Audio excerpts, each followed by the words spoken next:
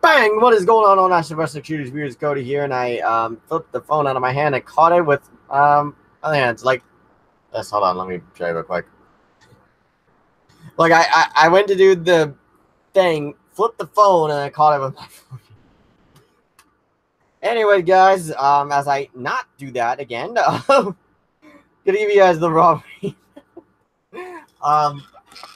This was Monday Night Raw from Dallas, Texas. Usually a pattern when Raw usually comes to Dallas, and this may just be me being a little biased, but usually when Raw goes to Dallas, it's usually pretty damn good. This was no exception. This Raw was pretty good in my eyes. It goes to show that they go all out for the big state of Texas because things bigger in Texas. We had 2 championship matches, a return, and a main event announced for another PPV event. God damn it. Oh shit. We opened up with Roman Reigns talking about Hell in a Cell, what happened. He calls out Brock Lesnar. Braun Strowman comes out, and the first thing he says was, "Screw this crap." Braun is pissed. Braun is justifiably pissed.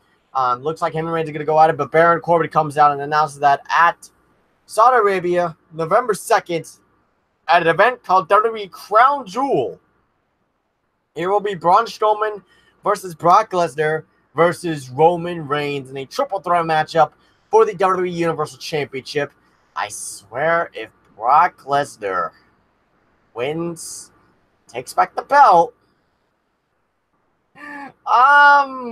yeah, let's not have that happen. Braun leaves after he says everyone sucks. Corbin then announces that in the main event tonight, it'll be Roman Reigns versus Baron Corbin for the WWE Universal Championship, as then we go into Dean Ambrose versus Drew McIntyre. Solid matchup between the two. And Andrew McIntyre kind of baits Ambrose, but Ambrose kind of does it himself. He goes for a dive to the outside, but McIntyre moves out of the way. McIntyre hits the Claymore and picks up the victory for kind of representing his team. Drew McIntyre picks up the win. Solid matchup. Ronda Rousey is supposed to be up next, but nope.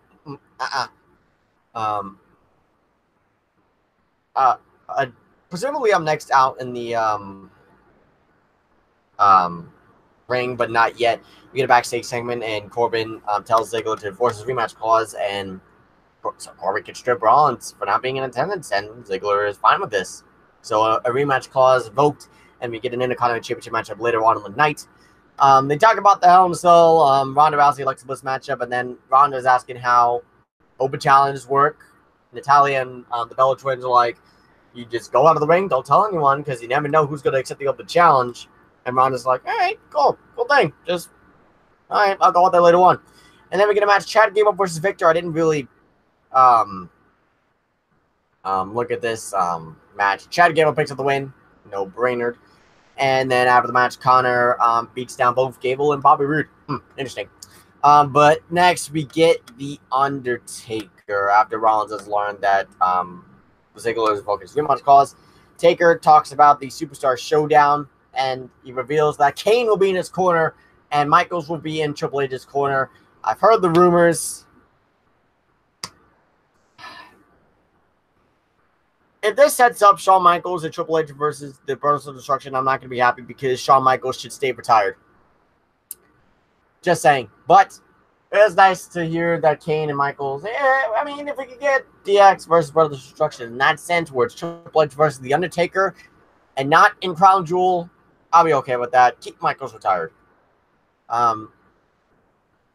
Next, we get another thing with Connoisseur movement, and Bayley, Sasha Banks come out.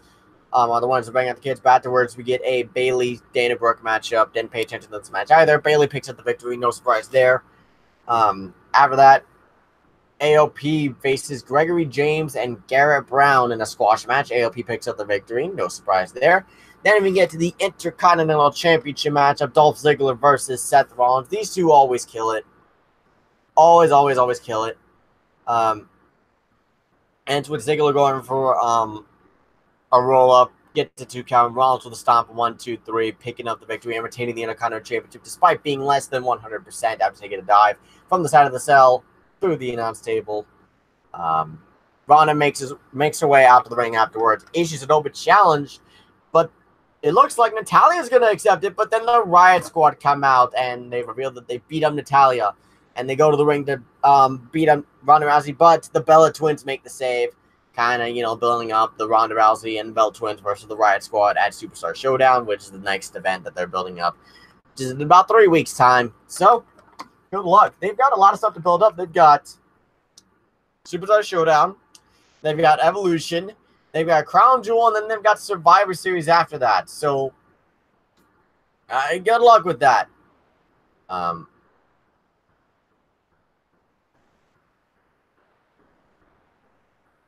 But then we get into an Elias concert.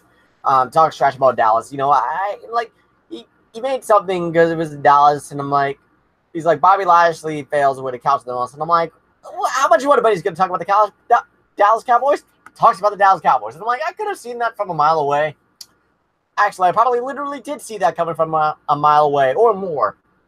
By the way, if it was obvious, I didn't attend this Raw. I keep forgetting around the time whenever Raw comes to Dallas, and I didn't get the tickets this time. But hopefully, I'll go next time. We get to an Elias versus Bobby Lashley matchup, with which ends. It says Lashley won by DQ, but that is incorrect because technically Elias won by DQ because Lio Rush put his hands on Elias. Elias put his hand. Yeah, Lio Rush put his hands on Elias. I said that right. Lio Rush is apparently the manager of Bobby Lashley. He was talking crap about Owens. Owens comes out. He's like, yeah, say that crap to my face. Lio Rush, runs away, dodges as best as he can, runs away. American Ninja Warrior style, as Renee Young put it. Elias grabs a hold of him. Lio Rush hits it in to go around Elias, which causes disqualification. Lashley didn't win. It says something Lashley won. No, he did not. Elias won by disqualification. Lashley saves Lio Rush from back problems as he avoids the powerbomb on the apron, and then flies Lio Rush to the outside, and Owens and Elias are sent retreating, kind of promoting the Superstar Showdown thing a little bit as well. Next, we get Mickie James, Alicia Fox versus hometown girl Ember Moon and the returning Nia Jax. Glad to see you back, Nia. It has been a little bit. Hopefully your leg is doing good. Didn't really pay a whole lot of attention to this match, but Ember Moon and Nia Jax did pick up the victory after a Samoan drop by Nia Jax. Ember Moon, Nia Jax picked up the victory. Glad to see Nia Jax back, and Ember Moon getting that hometown reception. Very, very nicely done by Texas. And then comes the main event, Baron Corbin versus Roman Reigns. Overall, this match is all right. Good, decent main event. Kind of, it's on borderline of a clusterfuck, but also, again, Superstar Showdown, Shield versus Braun, Dolph, and Drew. So, that kind of thing is going to be there. Baron Corbin hit Reigns with a chair. Ref called for disqualification, but Baron Corbin's like, nope, no disqualification now.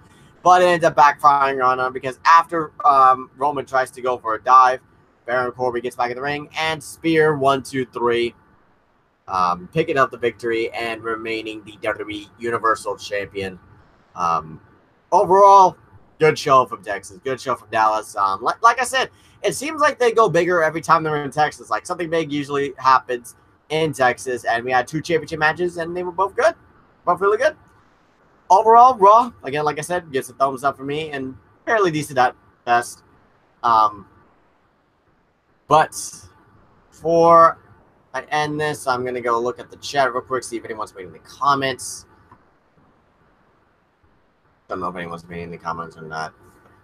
I will let you guys know on something else as well before I do the outro. Doesn't look like anyone's. Okay, we got 2 comments. Love Undertaker was at Cricket Wires in Dallas. Would you go and get his autograph? You're damn right I would. I would freaking run my ass up there if I had to. I would have talked to my friend who took me to see Sasha Banks last time WWE was around Dallas, and I could guarantee he was I guarantee he would have been on board with it 100%, and that would have been. Not Taker doesn't do that stuff though, so I don't see Taker ever doing well. I mean, more or less nowadays he maybe more of a chance than back then, because Taker is kind of not going out of his character, but kind of like dwindling down, so to speak, when it comes to his character. But Michael Cole made a pun on commentary today. I didn't really pay attention to the commentary because I kind of did something. I did watch the matches that were great. I did watch Raw, but I was kind of multitasking at the same time. And the reason why I said that is because the tournament has been done and recorded. The final episode has been recorded. Yeah, about 3 weeks before 2K19 comes out. Had a schedule for once in my life. I went ahead and did it. I know the winner. I'm happy with the results. I'm happy about who won.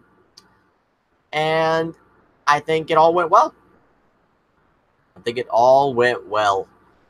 So you'll be seeing that October 4th. Or somewhere around the day of October 4th. I don't know when. I'll probably, anytime past midnight, it'll probably be uploaded. I'll probably process it and everything while I'm sleeping. Or before I go to bed. And then head to bed. And then when I wake up, it'll give me the problems. And then I'll have to do it again. Actually, no, what I'll do, I'll edit it together and I'll have a file. I'll have it in the file and then just upload it on October 3rd or 4th. One of the two. But that'll be the last WWE 2K18 video that you will see. And afterwards, afterwards, we'll see what happens with 2K19. The midnight release stream on YouTube is a thing, still happening. What's happening there is I'll be streaming for about, 3, 4, 5 hours, maybe. But, well, wait, hang on. What's the next day after that? So at least October 4th. Let me look at the calendar real quick. Where's the calendar on my phone?